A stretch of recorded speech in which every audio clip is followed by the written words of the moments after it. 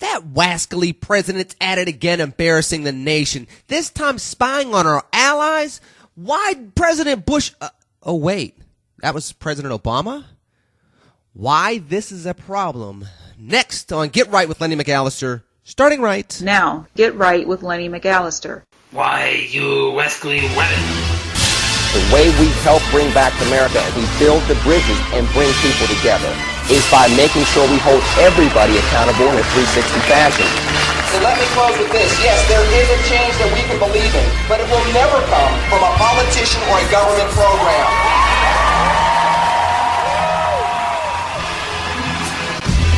You cannot find physical standing here in the land of Lincoln from Carbondale to Elgin that we can collectively continue to tolerate the insanity found on the streets of South Chicago and East Texas. We got to move away from the American Idol soundbite nature of politics and back to the American statesman of humble servant leadership that we used to see in politics. It is time to roll out the era of the new, educated, engaged, and energized American citizens. I go do the jail ministry. I speak to the kids in the streets. So I'm never going to lay down being conservative just as much as I'll never lay down being a proud African American. I feel like a black republic. Money I got coming in. Can't turn my back on the hood. I got love for them. Can't clean my act good too much. Now, I know that for some of you that had an opportunity to catch me on or in, depending on what preposition you want to use, the barbershop on National Public Radio earlier this morning here, Friday, the end of the week. I was on there with Jimmy Israel and Arsalan Iftikhar and what's Mario's last name? I'm sorry, Mario, I forget your last name right now. And, of course, with the award-winning Michelle Martin on NPR's National Public Radio's Tell Me More. They have a segment every Friday, The Barbershop, where I get a chance to join every now and then, and we talk about social and political issues of the day. As you can quite imagine, I am the person that sticks out a little bit as the black Republican. So although the blackness sticks out a little bit, the black Republican sticks out a lot. And then the black Republican with a little bit of social conscientiousness, just, you know, for better or for worse, makes you a lightning rod. So anywho, I had fun doing that again. Welcome back to another edition of Get Right with Lenny McAllister, the podcast. You know where to find me. You know where to comment. Twitter, LennyMcAllister. Facebook, you know where to find me. tinyurl.com/LennyPage. So as I was saying, because I'm gonna get into this Angela Merkel NSA, just, I don't care what anybody says. It's a headache. It's an embarrassment, and it's bad, and it means more than you think it means. For some of the folks have been trying to sweep it underneath the rug. It means a lot.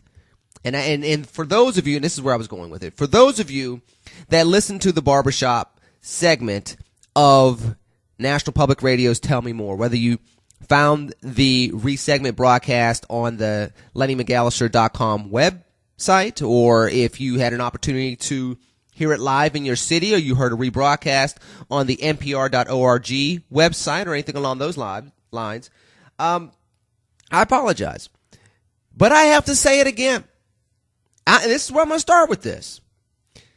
This was a president that was supposed to alleviate us from global embarrassment, from looking like warmongers, from being the nation of arrogance to the nation of being powerful but respectful global citizens and global neighbors and global partners. That's what the promise of Barack H. Obama, U.S. Senator from Illinois, was in 2008. That's the promise that State Senator from Illinois, Barack H. Obama, I didn't say Obama or Obama. It was a joke, y'all, please. That Mr. Obama brought in 2004 at the Democratic National Convention. What we have seen from the president versus what we've seen from these other two versions of himself. I mean, granted, you could say the White House changes people and actually having to protect the country changes you. Yeah, okay, fine. But this is the problem with politics. When you campaign in one fashion, and it's so different than how you legislate, people lose faith in politics. And this president politician. This former campaigner, although people will say that he's always campaigning, whether or not he has anything to win at this point in time or not. And you can make a case, well, he has to win the House of Representatives back. Yeah, well, and if he doesn't, he'll still be campaigning. That's just how this has been. It's been so different. This person brought so much, and I don't want to say her name, but you know what she said about the Hopi changey. That's what he ran on. And part of that was we look so bad in the global community where they are throwing shoes at the American president before President Obama actually took his oath of office, or the first oath of office that he messed up before he took the oath of office again. Which is, nerves, I'll give you that. I don't really care. When you see this going on from this president, number one, he was supposed to change all this. He was supposed to change it. So now our allies don't trust us. We got bin Laden by way of just violating a sovereign country and an ally's borders. You have this situation in Syria where a former leader in the KGB, our Cold War adversary, with whom we've almost gone to nuclear war with on two separate occasions. Everybody knows about the Cuban Missile Crisis. Go find out about the 1983 crisis as well. A guy that was president, stopped being president, and then, in some regards, controversially became president again of Russia.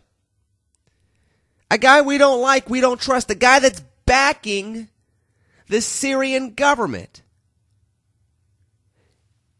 This guy looks like the Nobel Peace Prize winner, and our president, the guy that won his election, although he did not spend a full term in the U.S. Senate, our guy who won the presidency and broke this glass ceiling as the first African-American president, based on the promise of peace and restoring global esteem, our guy looks like the warmonger. Now, you got a woman who is leading, obviously, the reunified Germany, because they've been reunified for at least a generation, if not, you can conceivably say close to 2 generations now. But she grew up in East Germany. She grew up with this kind of stuff, and she's the one making the accusations against the United States of America. And notably, this president, who was brought in with not a lot of foreign policy experience, not a lot of experience in Washington, who beat Joe Biden, who started serving in the U.S. Senate when this guy was 9 years old, roughly, Hillary Clinton, who was a former first lady and had more senatorial experience, and John McCain, who had been in the Senate since what, 1980, somewhere in that time frame? And a war hero at that. So we bypassed all that experience because we wanted the global esteem that this gentleman would bring to the White House and thus the United States of America in the global community when it came to geopolitical matters. And now what has happened? A woman that was raised in East Germany, in the Soviet bloc, during the Cold War, in all kind of domestic espionage going all throughout the Soviet Union and its allies at the time. That global leader accuses our guy of spying. And we're allies. Your feedback, Twitter, Facebook, you know the deal. I'm sure you disagree with this. But it's the other point I made in or on the barbershop, again, depending on what preposition you want to use. I'm a stickler for grammar, but, you got to give people their flexibility with this. Anywho, I'll say on the barbershop because it's a radio show. It was on the air. You may say in the barbershop because you're visualizing that we're sitting there in a barbershop getting our hair cut. Which, by the way, Jimmy Israel, I do believe, still wears an afro, so he's probably not getting it all trimmed up all like that every now and, as much as you may think he is. Maybe every now and then. Anyhow, whatever visualization and preposition you want to use. The other thing that I said on this show was the fact that President Obama is a Nobel Peace Prize winner. Nobel Peace Prize winner. Now, number one, anybody in 2009 that was not fully on board with President Obama literally wanted to pull their hair out when they heard about this. I know I was on Canadian television and other outlets talking about what exactly did he do to win a Nobel Peace Prize. It was a noteworthy accomplishment, but they literally gave him an award saying, we expect you to do these things and you'll earn the award after we give it to you. How has that turned out? Yes, we got bin Laden. We went into Pakistan without their permission and took him out. Now, I'm not saying we should or we shouldn't. I'm not trying to get into that aspect of it. What I'm talking about, though, is that a nation led by a Nobel Peace Prize winner took that action. And we can go and dance back and forth on several other things as well, as far as how we have dealt with things from a foreign policy perspective. Trying to play nice with the Iranians in 2009. And former President Ahmadinejad.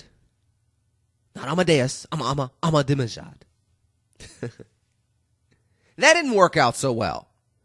And then going after the late Muammar Gaddafi in Libya because of what he was about to do, and ignoring what was going on in Libya, in Syria, as it was actually happening, because we didn't want to piss off, among others, the Iranians, the Chinese, and the Russians. So, we can sit here and do that. I don't want to do that right now. All I'm saying is when it comes to being a Nobel Peace Prize winner, you would not expect one of two things.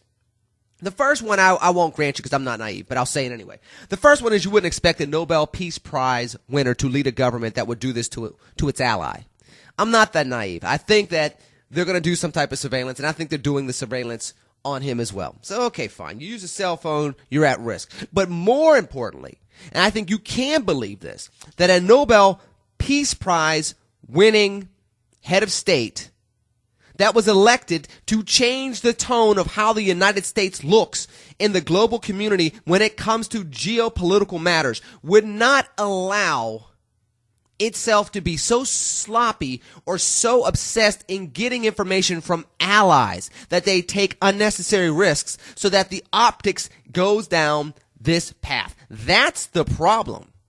That's the issue that I have with this.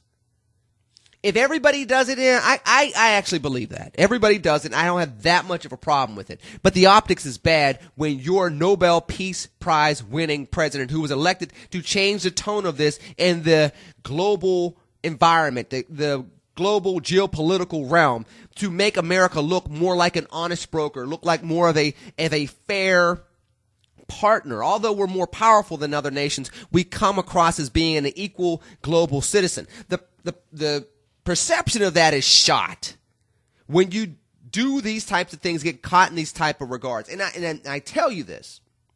I don't care what anybody says. Now, granted, they're not going to hold off the economic talks between the French and the Germans and us and other nations of the EU. So, I didn't expect that either. This is more of a, hey, we caught you and we don't like it. But here's the problem with this. When you look at the tenure of the Obama administration, there's more explaining away of very questionable positions, stances, policies, and maneuvers that got former President George W. Bush in trouble, that makes Cheney a four-letter word, even though there's plenty that has caused that amongst many different political players throughout America. So it's not just this.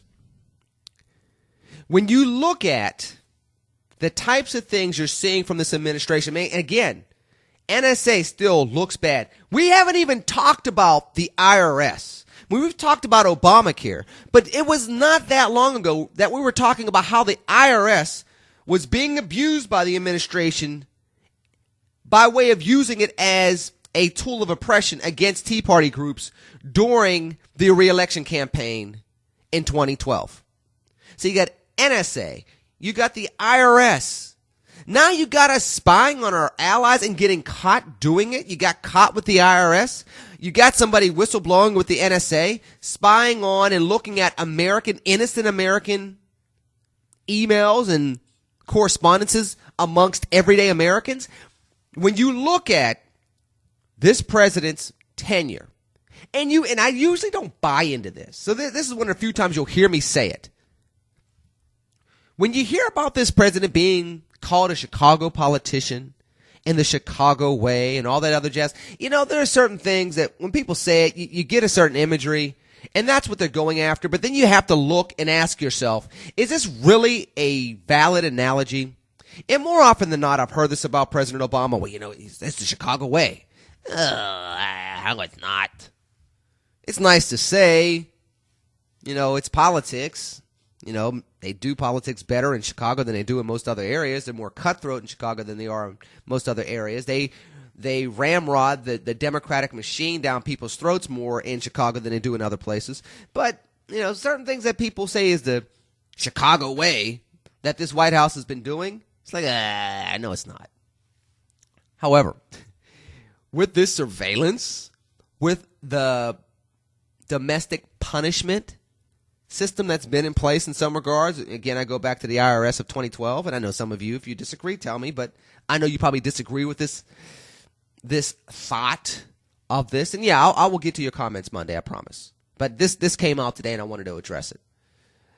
It came out actually yesterday, but I wanted to address it. I won't even get to Toomey until tomorrow, or actually Monday as well, but I will talk about the feedback from Pat Toomey. Had a chance to meet him here in my hometown of Pittsburgh and talk to him at a private reception Thursday night. So I'll get to that in a second. It was free for me. It wasn't free for everybody else in there, but it was free for me. Anywho.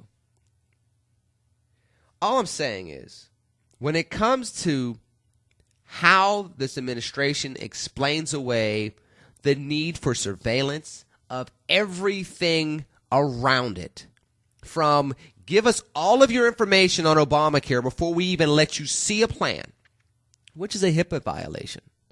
We're talking about healthcare still. To NSA being able to go into anybody's email, track anybody down, and those abuses, and how widespread that was, which again, I was not a big proponent of the Patriot Act because I knew this is where it was going to go eventually. We don't vote well enough to have that pliant of a law, that lenient of a law. We do not vote well enough as an American people, which is on us. It's not on the politicians. This part's on us. We don't do it good. We vote for incumbency, money, and aesthetics. That's a recipe for American politics today. Anyway, with that said, if you look at just the need for surveillance from Obamacare to the NSA, to other explanations as to why the Obama administration needs a little bit of leniency when it comes to the media, why certain things can or cannot be reported, why, remember, they were cracking down, it's supposed to be the most transparent administration ever, then they were cracking down on reporters. We can go into that from earlier this year and in 2012 as well. I mean, there are plenty of instances where you have to ask yourself this question. Why does the Obama administration, and I know I hate to have the Fox News in me come out for just a second, but please bear with me. You know I'm not generally that.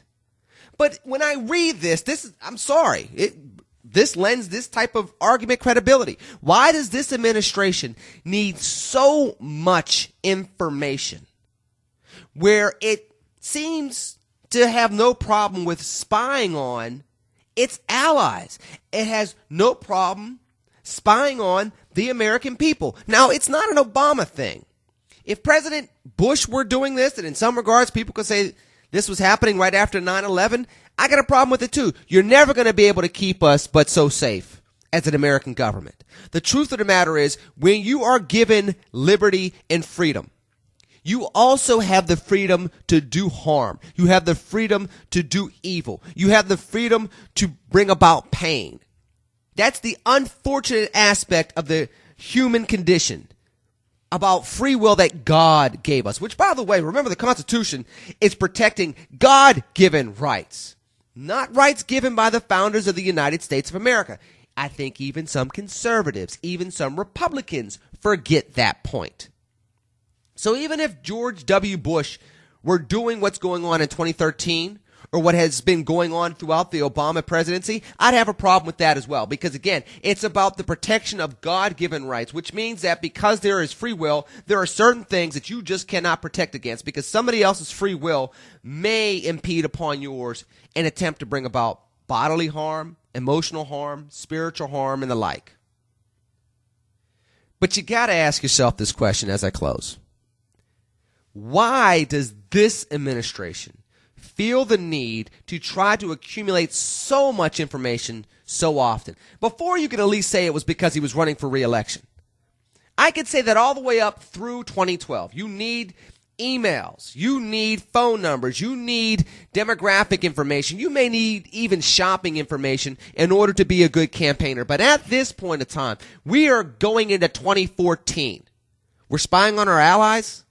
The NSA obviously has some parameters that need to be tightened up significantly. We need some leaders that we can actually believe in, not hope and change that we can believe in. These are things that you have to ask yourself, where does it stop? And if this administration is willing to piss off world leaders with a Nobel Peace Prize winner heading our government and riding the wave of we're going to bring back national esteem throughout the globe so that they don't think of us as warmongers, as abusive of our power, as being haughty and arrogant and above the rules and above the fray and above friendship and above loyalty with our allies.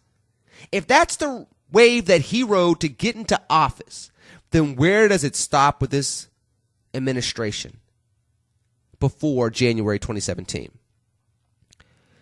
That's my 2 cents right now, because I'm not completely upset by this, but I am now questioning it, not quite as much as Alex Jones, but I'm not just trying to keep up with the Joneses and ignore this right now. What's your take? You know where to find me on Twitter. You know where to find me on Facebook.